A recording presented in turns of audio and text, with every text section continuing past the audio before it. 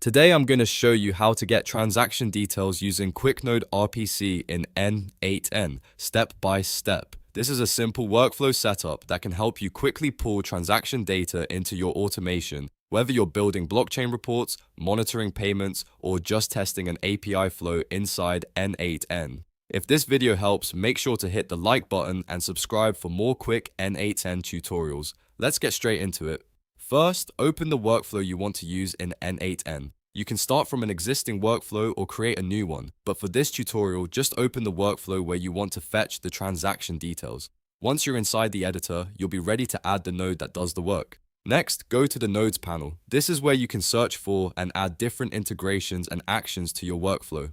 In the search bar, choose QuickNode RPC. Once you see it, click to add it into your workflow. This node is what will connect your N8N automation to QuickNode so you can make blockchain RPC requests without building everything from scratch. After adding the QuickNode RPC node, look at the available actions and choose Get Transaction Details. This option is specifically used to retrieve information about a transaction, so it's the one you want if your goal is to inspect a specific transaction hash and pull back the relevant data.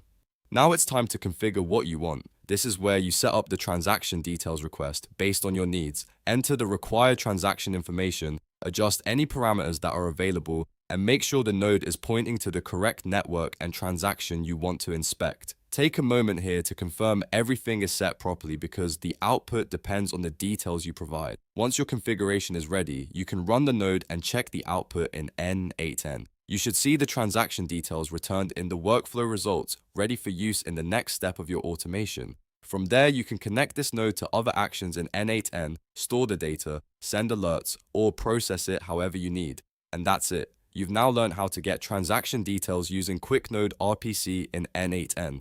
If this video helped, don't forget to like, subscribe, and stay tuned for more simple automation tutorials.